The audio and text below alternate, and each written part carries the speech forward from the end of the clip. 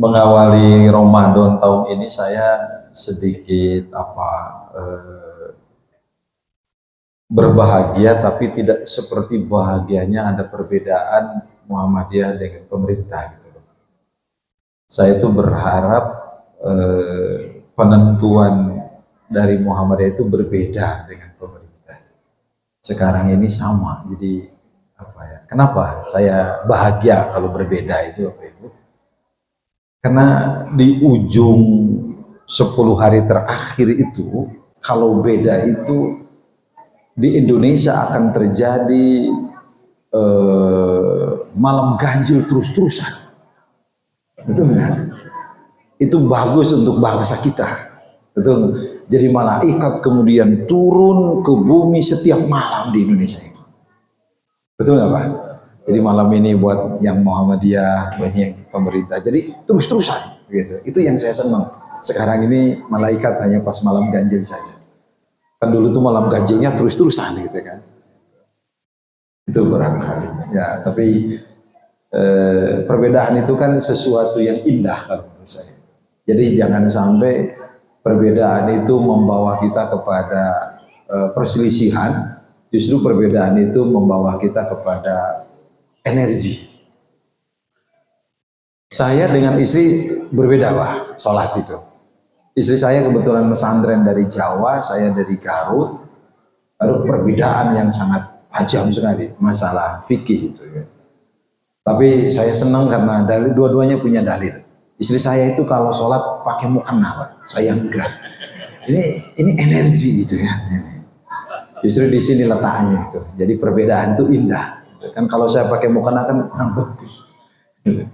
Ini Bapak Ibu. Jadi mudah-mudahan duduk kita sama-sama di sini memberikan berkah buat kita semua, dan mudah-mudahan malam ini malam yang bisa kita jalani dengan baik, apalagi di tengah bulan Ramadan. Karena Al-Quran ini memberikan sifat kepada kita untuk menjaga kebersamaan. Betul nggak? A'udzubillahi minasyaitonirrajim. Wa'tasimu bihablillahi jami'an wa la tafarraqu. Kan begitu. Salah satu doktrin Quran bahwa kita harus berpegang teguh kepada tadi Allah dan jangan bercerai-berai. Kenapa Bapak Ibu sekalian? Karena kebersamaan itu memberikan ketenangan. Bapak tenang nggak kalau sudah bersama, walaupun berbeda? Contohnya Bapak dengan Ibu, mohon maaf dengan tidak mengurangi rasa hormat saya, Bapak dengan istri banyak samanya, banyak bedanya. Banyak bedanya. Tapi kenapa Bapak masih bisa bersatu dengan istri? Jawabannya apa Pak? Jawabannya itu karena kita masih ada cinta. Karena cinta melahirkan pembelaan, cinta melahirkan kesetiaan, cinta melahirkan loyalitas, dan cinta melahirkan kebersamaan. Kan begitu Bapak Ibu sekalian. Nah makanya perbedaan ini di mana saja, coba ini energi. Kalau kita renungi sila-sila Pancasila Pak. Sila pertama itu ketuhanan yang Maha Esa. Itu menggunakan ke. Sila kedua kemanusiaan yang adil dan beradab. Pakai ke. Yang ketiga persatuan. Tidak pakai kesatuan Indonesia. Oke? Yang keempat kerakyatan. Yang dipimpin seterusnya pakai ke. Yang kelima keadilan. Pertanyaan saya, kenapa untuk persatuan memakai persatuan, tidak kesatuan Indonesia? Nah, itu 2 SKS Pak. Inilah karena kita sadar bahwa berbeda itu bukan harus kemudian membuat kita jauh. Betul nggak Bapak Ibu? Kita dibingkai dengan Bhinneka Tunggal Ika. Persib dengan Persija itu berbeda. Tapi kemarin Persib berhasil memberikan kebahagiaan untuk orang Jakarta. Betul nggak? Itu kan kebahagiaan. Coba kalau Persib menang. Waduh. Jadi kita harus memberi kebahagiaan kepada tuan rumah. Maka Persib mengalah untuk kalah. Ya, luar biasa gitu. Ya, ini Kan bukankah di antara amal soleh yang paling baik itu ahabbul a'mal ilallah itu sururun tudkhiluhu ala muslim, kebahagiaan yang engkau masukkan kepada hati seorang muslim. Jadi ketika Persib mengalah untuk kemenangan Jakarta, itu luar biasa, warga Jakarta berbahagia, maka seluruh pemain Persib dikawal oleh Jackmania, luar biasa, kebersamaan. Betul tidak Pak? Ya begitu kan? Itu makanya Persib juga mengalah, tidak mau juara untuk Liga Indonesia tahun ini karena mempersilahkan kepada PSM yang belum pernah juara, karena Persib sudah 2 kali juara. Begitu Pak. Ini kan indah. Nah, jadi ini salah satu yang diperintahkan Al-Quran itu jaga kebersamaan, dan bulan Ramadan ini bulan kebersamaan. Betul tidak Pak?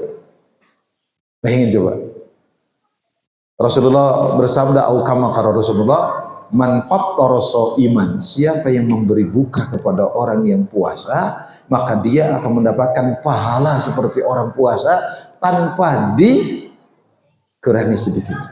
Ini kebersamaan. Ini Bapak Ibu ya, makanya mudah-mudahan bulan Ramadan ini ya, dengan sesuai dengan doktrin Quran, kita bisa menjaga kebersamaan.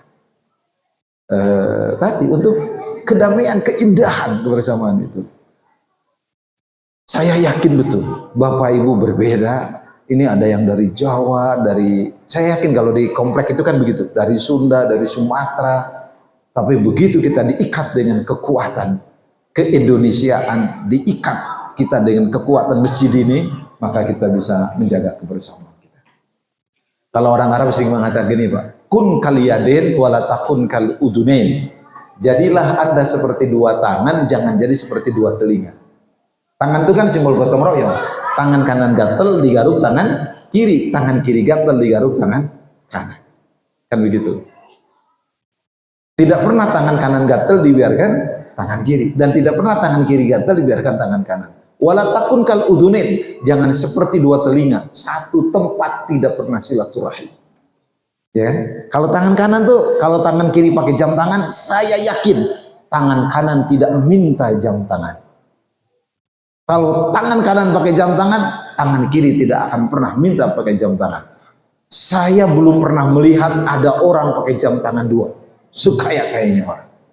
Bapak pernah lihat? Mungkin di sini di Adipura 1 ada orang kaya jam tangannya 2, nggak bisa. Hanya pernah 1 kali lihat tuh ketika saya ngebimbing ibadah haji, ada jamaah pakai jam tangan 2. Ketika saya, Pak Haji kenapa jam tangan 2? Sebelah kiri jam Indonesia, sebelah kanan jam Saudi Arabia. Padahal tinggal dikurangi 4 jam kan Pak. Ini luar biasa. Jadi hidup seperti tangan, rukun, damai, ketenangan, kebahagiaan. Itu doktrin Quran. Maka nuzulul Quran malam ini kita maknai untuk merajut kebersamaan kita. Apalagi setelah Covid Pak. Mohon maaf Bapak Ibu. Bapak merasa nggak Covid itu membangun kebersamaan kita? Mohon maaf, ini direkam nih. Pemerintah harus berterima kasih kepada rakyat saat Covid itu. Kenapa? Yang isoman itu lebih banyak daripada yang masuk rumah sakit. Betul kan? Luar biasa itu. Saya lihat itu bagaimana Pak RT, Pak RW, warga bersinergi untuk membantu saudara kita. Bahkan sedih saya itu, terharu gitu. Kemudian makanan itu setiap pagi dicantolkan di pagar-pagar orang yang sedang isoman, betul nggak? Kemudian di WA, Bu, barangkali pengen bubur sudah disiapkan, pengen sayur sudah disiapkan, luar biasa. Mungkin di sini juga sama kan, Pak? Itu hebat kita itu, Pak. Nah, makanya kan indah sekali. Apa yang menghancurkan kebersamaan, Pak? Satu, sombong. Ingat? Iblis dengan Adam bersama nggak awalnya di surga, Pak? Sama itu, iblis sama Adam itu. Betul kan? Sama-sama itu. Tapi karena iblisnya sombong, oleh Allah diusir. Itu. Dan iblis ada klaim sepihak. Ketika disuruh sujud oleh Allah kepada Adam, apa kata iblis? Oh, aku lebih baik daripada dia. Klaim siapa? Khalaqtani min nar wa khalaqtahu min tin. Kau ciptakan aku dari api, kau ciptakan Adam dari tanah. Enggak level. Nah, ini. Jadi kalau sudah bilang enggak level, nah ini ideologi iblis. Ke level itu. Kan iblis satu dosanya Pak, cuman sombong. Maka Rasulullah mengatakan la yadkhulul jannata man kana lahu fi qalbihi mithqalu dzarratin min kibrin. Tidak akan masuk surga orang yang di dalam hatinya ada sebesar zarah saja dari kesombongan. Ini yang menghancurkan kebersamaan. Maka iblis pun berpisah dengan Adam, kan begitu. Sombong itu. Ada orang yang sombong karena hartanya. Ada nggak Pak? Ada. Ada orang sombong karena ilmunya. Ada orang sombong karena jabatannya. Ada orang sombong karena pengikutnya mungkin, atau sombong karena orang tuanya. Yang paling susah itu sombong karena amal soleh, Pak. Banyak itu. Gak kerasa. Jangan-jangan kita pernah sombong karena amal soleh. Pak, ya, Dek, kemarin Persis Solo berapa skor akhir? Sorry. Bulan Ramadan adalah bulan mendekatkan diri kepada Allah Subhanahu wa taala, dan saya tidak akan pernah nonton bola karena bulan Ramadan adalah bulan saya membaca Quran, dan nonton Persib hanya orang-orang yang lalai kepada Allah. Sombong banget itu. Betul nggak? Cukup dengan mengatakan saya tidak tahu, selesai. Jangan-jangan yang nonton Persib masuk surga. Kenapa? Karena dia sudah lelah membaca Quran, sudah lelah dia berzikir, kemudian dia rehat dengan nonton Persib. Mungkin begitu. Mungkin kenapa? Mungkin aja itu. Dan Persib itu Pak, di Bandung ini bisa merubah keimanan. Saya pernah tabligh akbar di Jalan Gatsu pas Persib main. Kosong masjid. Ini merubah keimanan nih. Saya bilang, nih nanti aja pengajiannya setelah Persib main. Pak Ustadz mau kemana? Ya sama nonton. Kalau kiai itu nontonnya beda. Kalau kita nonton itu untuk mengayomi masyarakat, menjaga masyarakat, begitu. Dan begitu Persib beres mainnya, alhamdulillah itu tetap kosong. Tinggal ibu-ibu, alhamdulillah ada ibu-ibu yang tadinya saya ingin semangat bicara tentang karakteristik pemuda surgawi, karena ibu-ibu yang hadir mayoritas ya saya jadi bicara ciri-ciri insan menuju husnul khotimah, karena kan semuanya tua-tua yang hadir gitu ya Bapak Ibu. Ini Bapak Ibu ya, yang menghancurkan kebersamaan itu apa? Kesombongan kita. Itu yang pertama Bapak Ibu ya. Jadi Ramadan Quran ini menghancurkan kita untuk itu. Yang kedua Pak, Ramadan ini mengajarkan kita untuk bisa mengendalikan diri. Betul kan Pak? Sepakat nggak Pak? Ya. Puasa itu kan secara etimologi itu artinya menahan. Secara terminologi menahan diri dari makan, minum, dan hubungan suami istri. Jangankan yang haram, yang halal saja kita harus membatasi. Itu luar biasa itu. Dan kita dilatih oleh Allah selama berapa? 30 hari. Ada nggak training 30 hari? 24 jam. Dan Al-Quran mengatakan itu.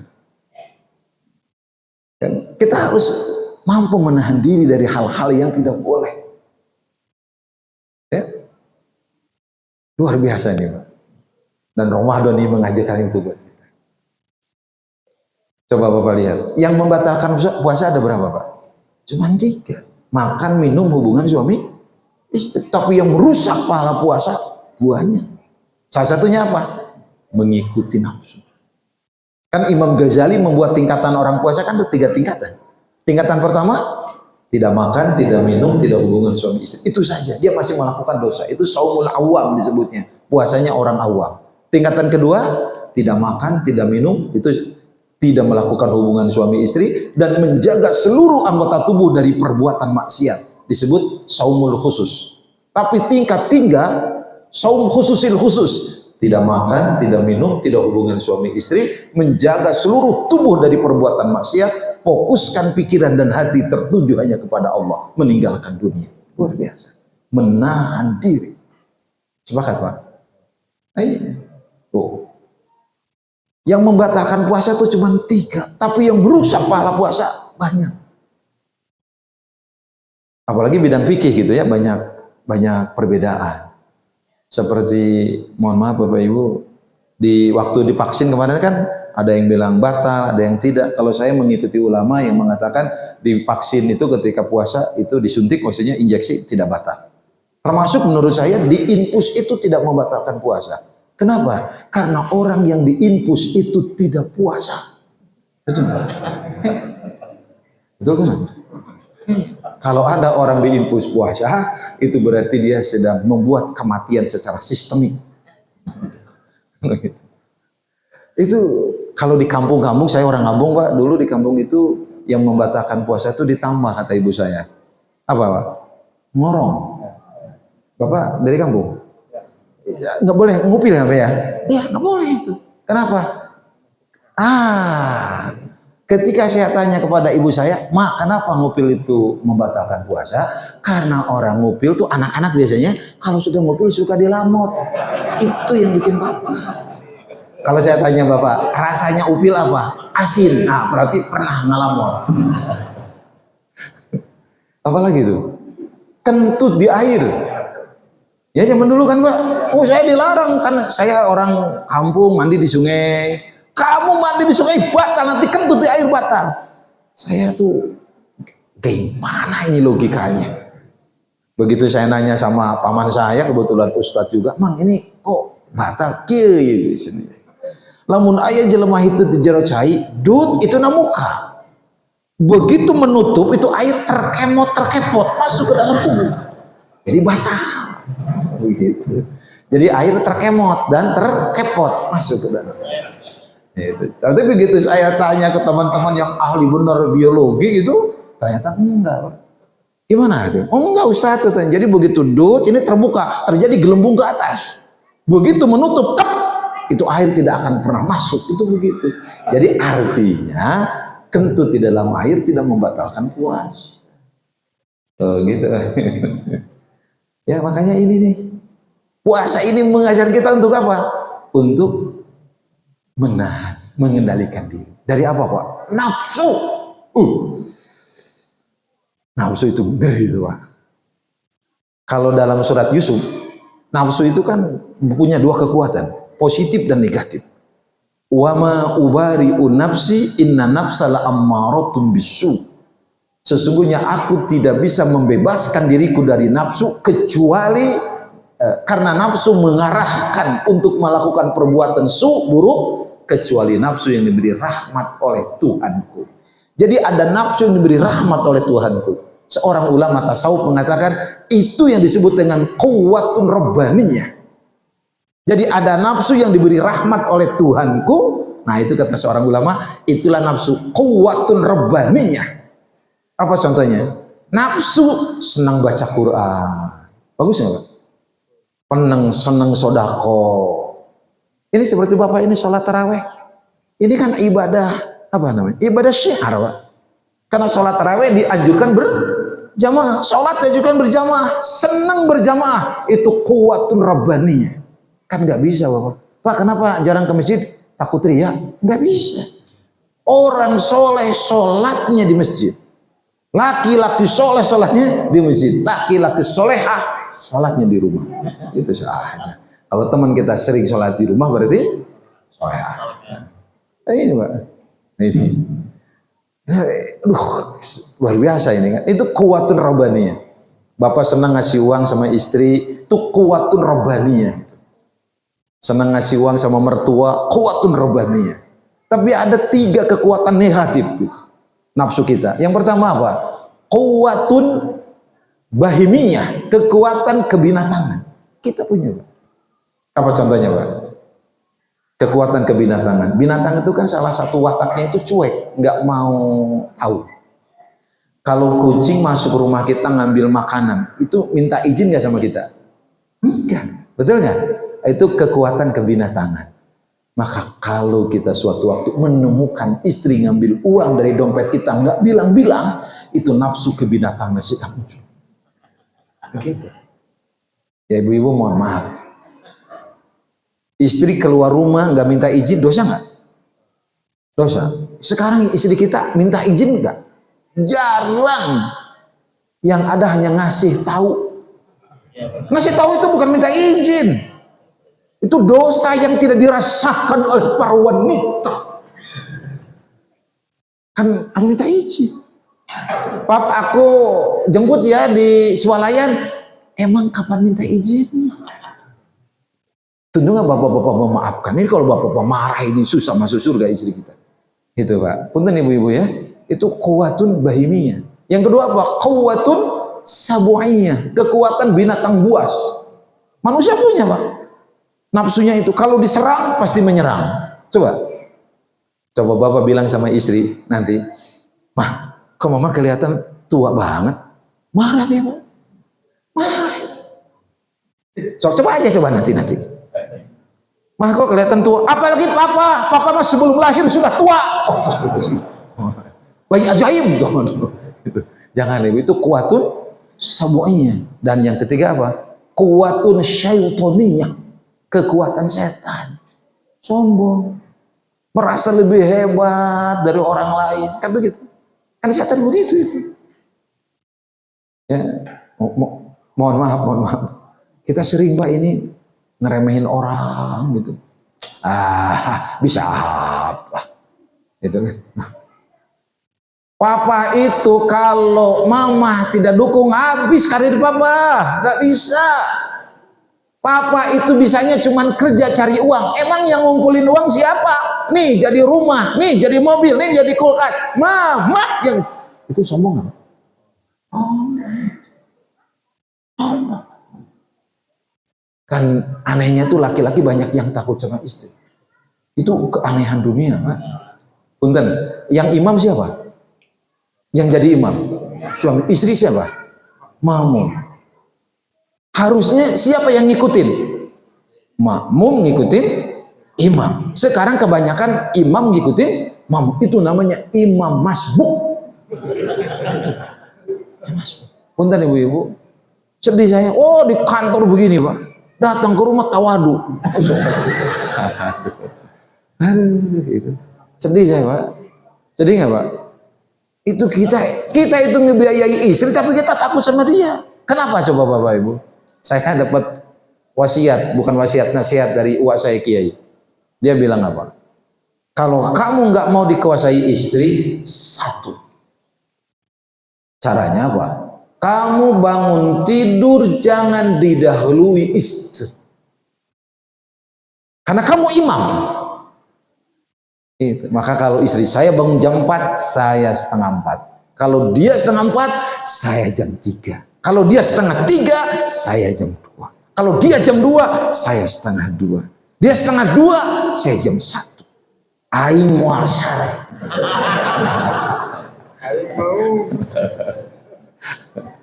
Itu ya. Kita nih, waduh itu. Dan saya sedih ibu-ibu ya. Ibu-ibu itu yang lebih aneh lagi, ibu-ibu yang menakutkan. Ini bahaya. Ada nggak wanita menakutkan? Itu laki-laki yang takut. Maka ibu-ibu jangan menakutkan. Kalau ibu-ibu menakutkan, tidak akan bikin suami damai dalam bekerja, apalagi di rumah. Begitu masuk rumah, auzubillahi minasyaitonir. Harusnya begitu masuk rumah apa Pak? Assalamualaikum. Kenapa? Karena di rumah ada putri. Bapak kalau datang ke rumah rindu nggak? Jujur Pak, rindu nggak Bapak pulang? Kalau Bapak datang ke rumah rindu, berarti istri kita apa? Ngangenin. Itu kan hebatnya nikah itu. Sejelek-jeleknya saya, semiskin-miskinnya saya, kalau saya datang ke rumah, assalamualaikum, di rumah ada yang ngejawab, waalaikumsalam. Nikmat ya Pak. Tapi seganteng-gantengnya Bapak, sekaya-kayanya Bapak, kalau Bapak tidak menikah, assalamualaikum ke rumah ada yang jawab, pasti nggak mau masuk. Itu enggak? Itu hebatnya nikah itu. Makanya ibu-ibu jangan menakutkan. Apa itu? 3M itu, 3M yang sudah saya sampaikan. 3M. Menenangkan, menyenangkan, menggairahkan. 3M. Bukan 3M virus demam berdarah, mengeruk, menguras, dan mengubur suami. Itu namanya istri Aedes aegypti. Bu ya, apa Bu? Menenangkan, menyenangkan, menggairahkan. Ini nafsu-nafsu ini Pak, yang syaitonia ini sombong-sombong.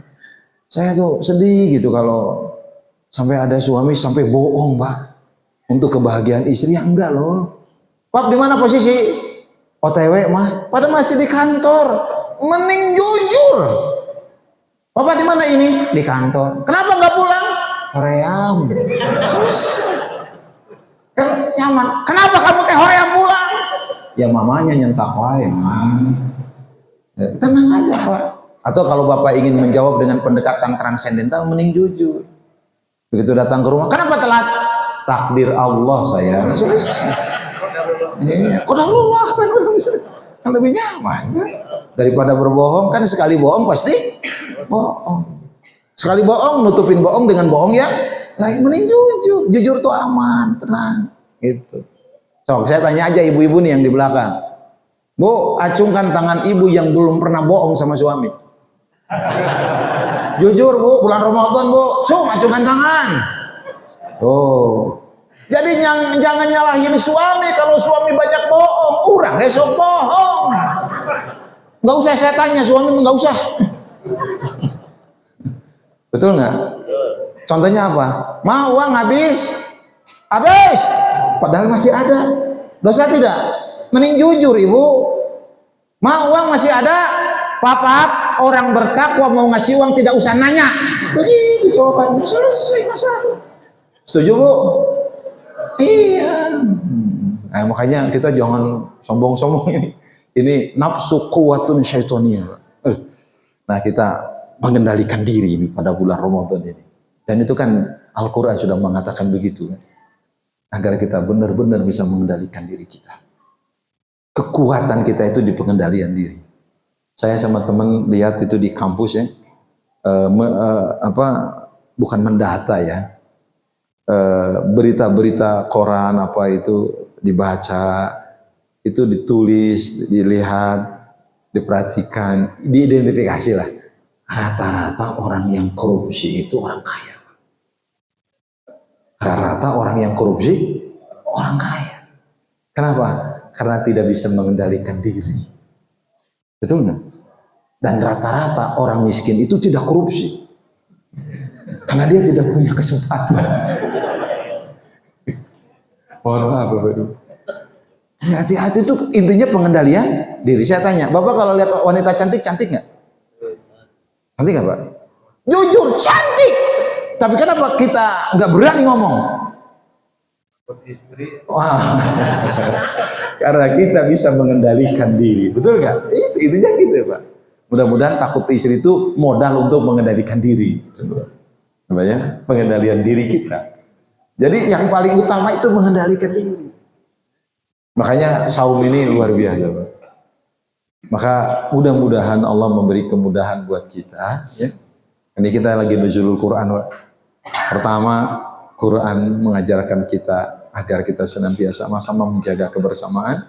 Dan yang kedua, saum ini memang luar biasa diperintahkan kita untuk bisa mengendalikan diri kita.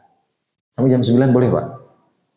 Boleh ya, supaya saya ini apa ya, puas gitu kalau ngomong tuh. Jangan Pak.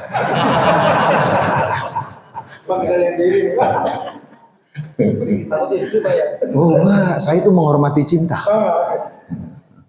Kebetulan saya jam 10 harus ada acara lagi ini Pak. Ini udah mulai ramai acara ini. Biasa Ustadz tuh kan, apalagi menjelang tanggal 21 ke sana kadang-kadang nggak bisa tidur. Itikaf segala. Nah sekarang itu saya jam 10 ada acara lagi di apa namanya itu Marga Cinta. Itu di kompleks saya, terus masuk ke rumah saya, itu ada acara dengan istri dan anak saya. Itu juga umat Islam yang harus diperhatikan.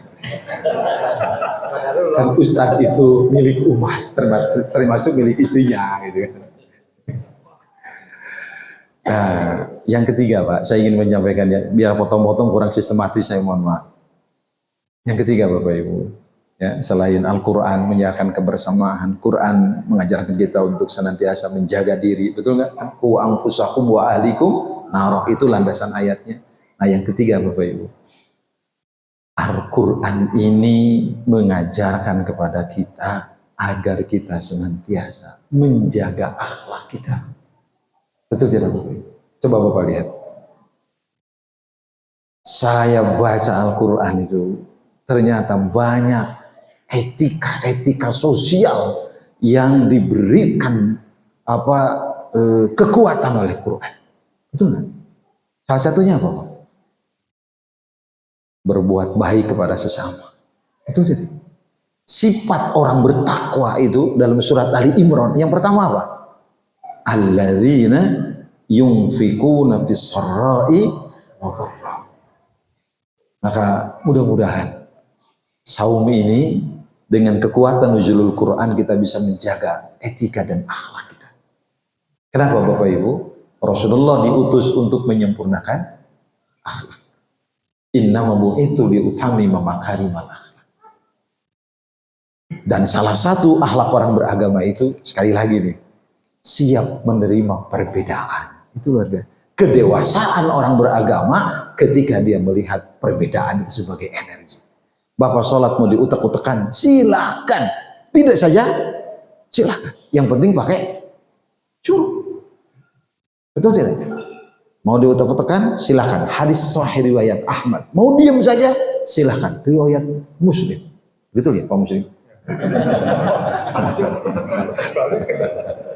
Ya kan? Dua-duanya sahih. Betul nggak Pak?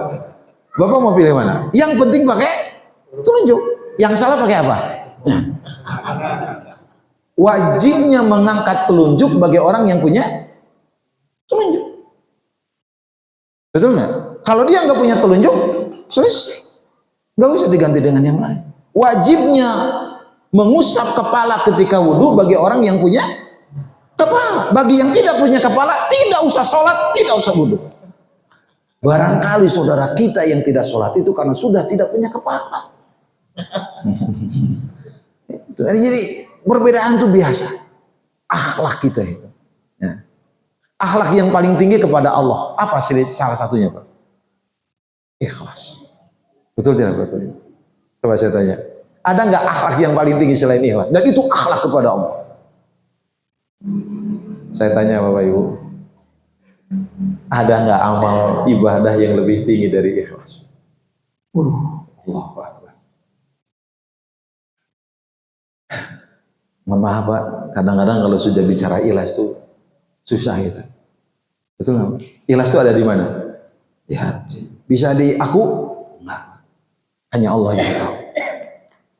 Padahal gini, mohon maaf. Ada kan cerita di masjid kita Pak? Ada kan? Ada yang ditutup, ada yang begini.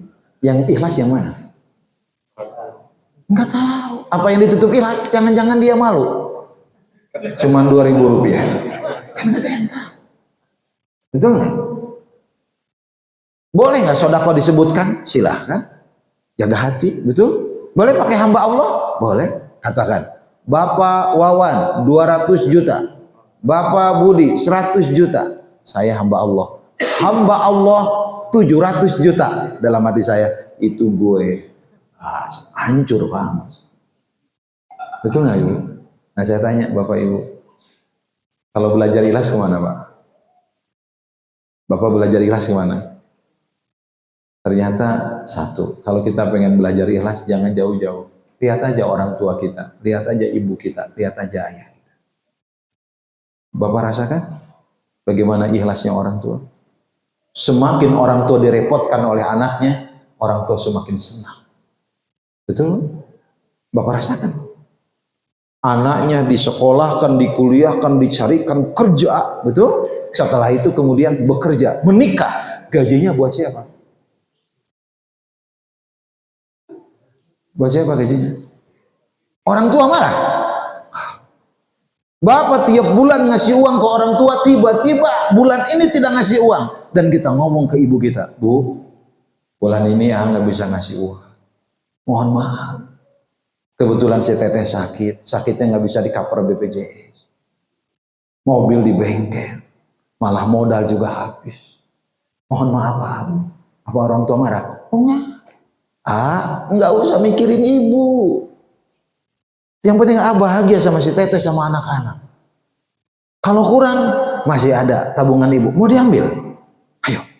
Kalau masih kurang modal, sawah di soreang, jual. Betul orang tua begitu Pak? Itulah keikhlasan orang. Sekarang coba bapak ngomong ke istri, bulan ini mual mere duit. Coba. Coba. Punten ibu-ibu ya. Bun, ada apa ya? Sorry ya, bulan ini ayah nggak bisa ngasih uang. Itu. Langsung dia ngomong, iya tarik ngesan nih rumah. Kiamat. Lalu baru 1 bulan. Cobaan. Makanya kenapa doa orang tua diijabah Allah? Kenapa? Karena ikhlas. Betul kan, Pak? Ibu punten ibunya.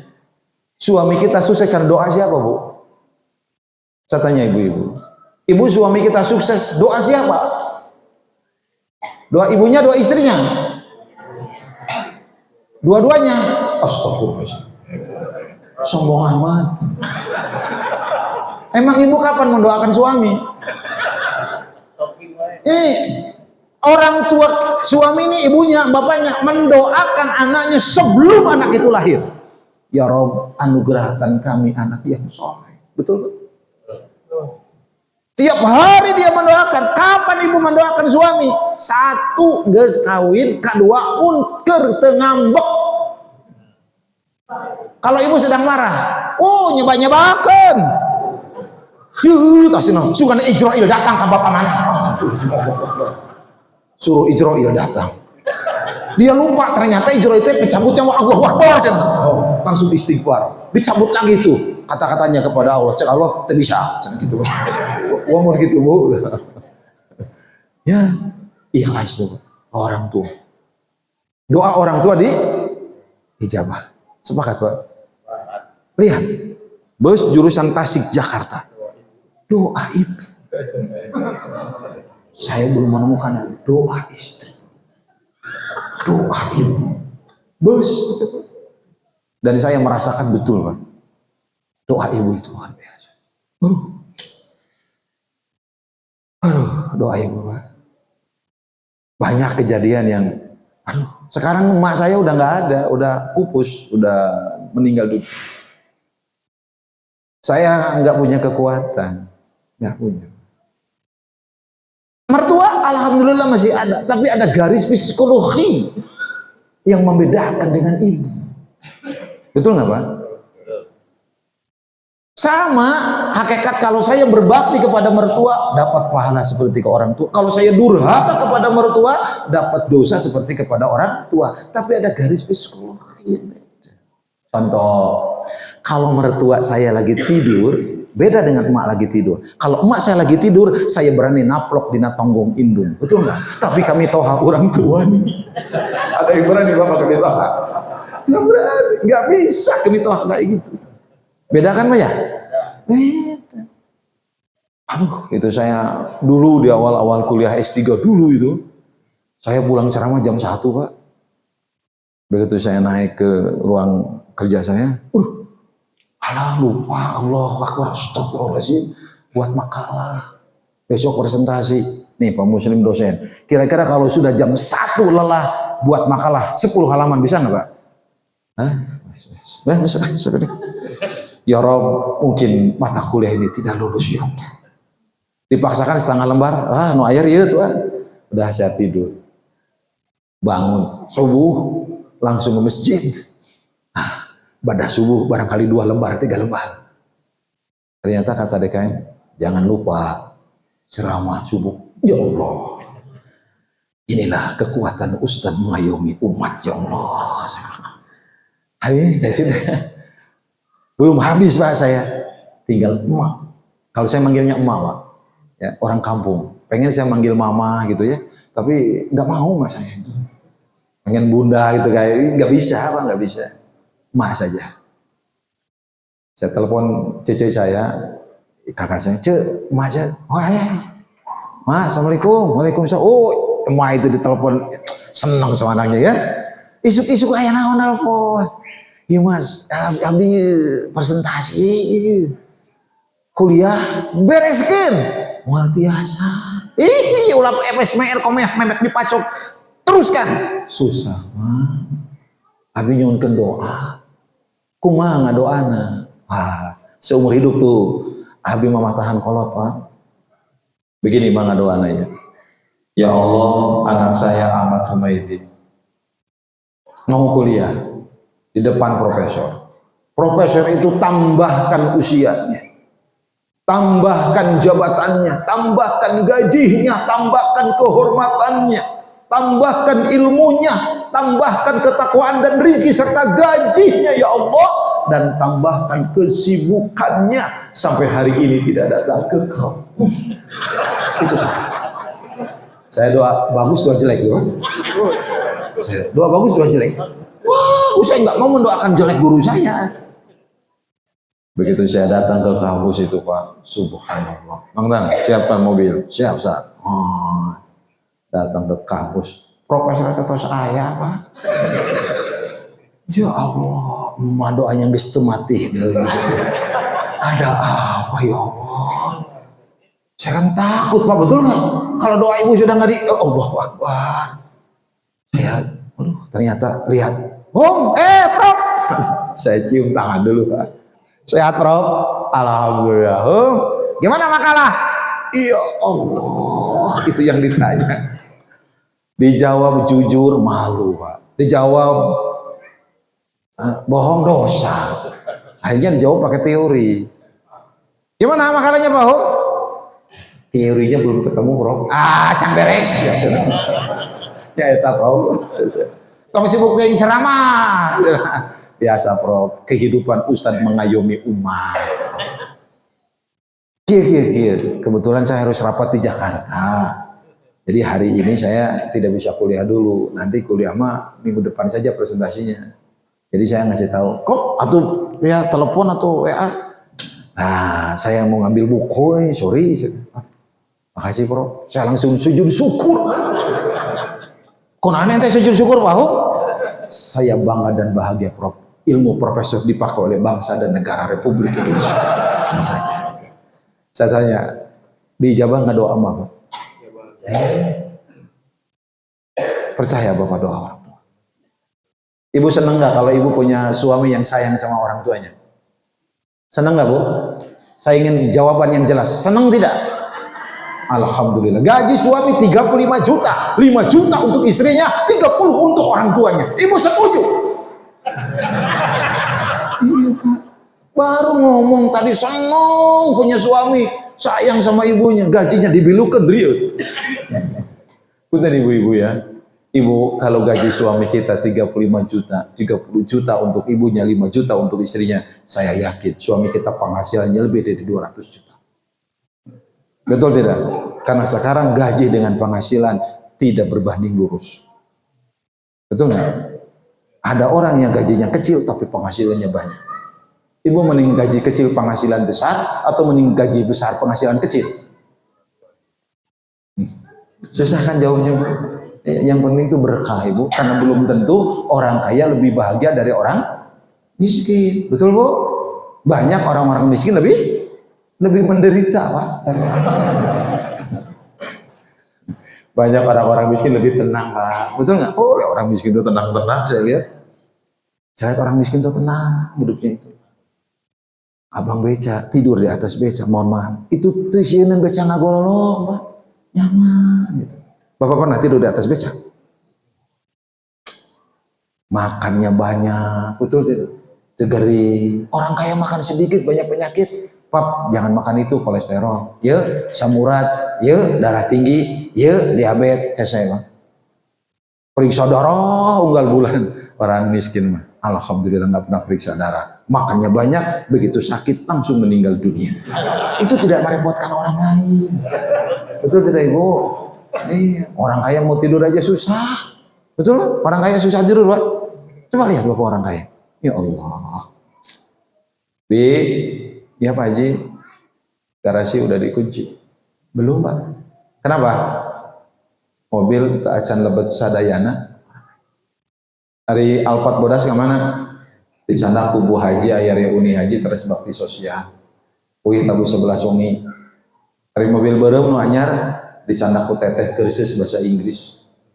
Hari nu hideung anu sedan anyar Pak Haji mohon di sana ku aa main pucal ka kiara condong sareng ngarencanganan. Ari anu kijang abu-abu zianik nu anyar ka mana? Apa di sana ku minang tubah pandagihan ka Majalaya. Kayak uhina dinten Sabtu. Aduh, orang kaya, orang miskin mah sare wae. Betul nggak Pak? Nyaman orang miskin. Rumahnya kita ditulak-tulak aja. Iya kan? Makanya kalau kita ingin tahu kaya miskin, lihat waktu sholat Jumat, mun babaris sare berarti indikasi kemiskinan. Kalau orang kaya mah susah tidur Pak, karena banyak mikirin dunia. Itu akhlak yang paling tinggi itu ikhlas. Betul nggak Pak? Ramadan mengajarkan itu semuanya. Itu sudah jam 9 Pak Haji. Alhamdulillah. Jadi ada elan peta Quran itu banyak sekali ya. Saya sebutkan Quran mengajarkan kita kebersamaan, Quran mengajarkan kita untuk mengendalikan diri, dan Quran mengajarkan kita untuk senantiasa memiliki akhlak yang baik, dan akhlak yang paling tinggi adalah keikhlasan kita kepada Allah. Mudah-mudahan nuzul Quran ini memberi makna buat kita dan memberikan support buat kita. Saya titip Bapak Ibu ya, ini bukan kata-kata terakhir. Kata-kata pamungkas itu begini. Masih ingat Mu'adz bin Jabal Pak? Ini Ramadan soalnya. Lakukan ibadah Ramadan dengan mujahadah. Apa mujahadah? Bersungguh-sungguh. Karena ini kan udah tanggal 15, 16. Sebentar lagi. Jangan sampai ibu-ibu sibuk buat kue. Betul Bu? Jangan. Mending meuli ngeunah manteu. Mending aja. Betul Bu? Daripada belajar kue, mending beli kue. Belajar kue mah nanti setelah beres Ramadan. Manfaatkan. Kenapa harus mujahadah Pak? Jangan-jangan ini Ramadan terakhir Pak. Betul kan Pak? Karena Mu'adz bin Jabal mengatakan begini. Ya bunayya, wahai anakku, idza sholaita sholatan fasholli sholatan muwajjib. Kalau kamu sholat, jadikan itu sholat terakhir. La tadunnu annaka ta'udu ilayya abada. Kamu jangan menganggap setelah sholat ini kamu bisa lagi sholat, karena kematian bisa datang. Betul kan? Jadikan ini Ramadan terakhir supaya kita semangat. Kenapa? Ya bunayya, wahai anakku, innal mu'min yamutu baina hasanatain. Orang beriman itu mati di antara dua kebaikan. Hasanatin qaddamaha wa hasanatin akharaha.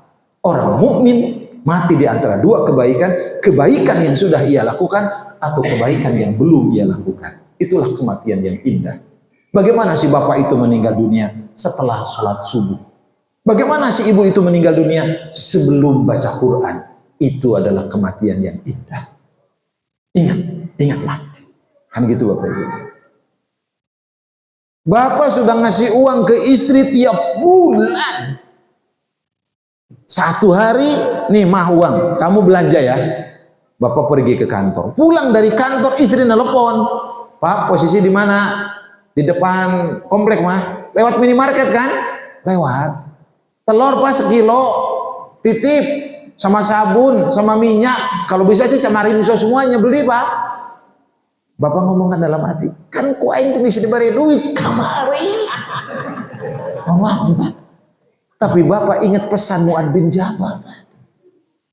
Kalau kamu lakukan sholat, jadikan itu sholat terakhir. Kalau kamu melakukan amal soleh, jangan-jangan ini terakhir. Begitu Bapak dengar isi kayak gitu, apa Mak? Telur 2 kilo? Jangan-jangan ini permintaan terakhir. Kira-kira Bapak semangat nggak beli telurnya? Semangat. Dan jangan-jangan ini telur terakhir yang aku berikan untuk istriku.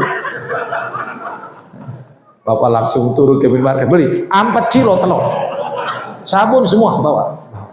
Datang ke rumah bawa lobating, cari kanan tuh, loba-loba daing. Aduh, Bapak sabar dan ikhlas pahalanya ganda. Ibu juga sama Bu. Begitu suami datang ke rumah, mau makan dulu, Papa mau langsung sholat dulu mah. Udah beres sholat, makan sama apa Pak? Nah, dibuka tutup saja. Oh iya, mie rebus. Gimana perasaan ibu? Ketika sudah dihidangkan, suami pengen merebus. Pengen ngomong lah, kamu nggak ngerti, aku lelah dalam hati, Bu. Tapi ibu ingat pesan Mu'adz bin Jabal. Ya Allah, jangan-jangan ini permintaan terakhir. Ibu semangat buat merebus, Bu. Semangat dengan penuh cinta. Jangan-jangan ini merebus juga terakhir yang kuberikan untuk suami. Nah, itu kan. Ramadan, lakukan ibadah dengan mujahadah. Terima kasih Bapak Ibu sekalian. Ya, saya dekat rumahnya Pak di Marga Love, yang Marga Cinta. Tapi cukup tadi 20 menit Haji. Terima kasih undangannya. Mudah-mudahan kita bertemu lagi Pak Syah Muslim. Nih kawan saya Pak. Itu orang penting, Pak Haji juga sama, ya. Bapak juga sama, penting semua. Terima kasih undangannya Pak Haji. Ya saya baru diundang lagi ini udah 2-3 kali ke sini. Ya saya masih ingat kalau dulu kalau nggak salah itu nggak tahu. Pokoknya pendidikan, saya pernah diminta bicara pendidikan di sini. Terima kasih ibu-ibu masih setia sampai jam 9. Besok libur Bu, tenang. Bu. Ingat pesan Mu'adz bin Jabal itu aja. Jangan-jangan ini terakhir. Subhanakallahumma wa bihamdika asyhadu an la ilaha illa anta astaghfiruka wa atubu ilaik. Subhana rabbika rabbil izzati amma yasifun. Wassalamun alal mursalin walhamdulillahi rabbil alamin. Aqulu qawli hadza astaghfirullah li wa lakum. Assalamualaikum warahmatullahi wabarakatuh.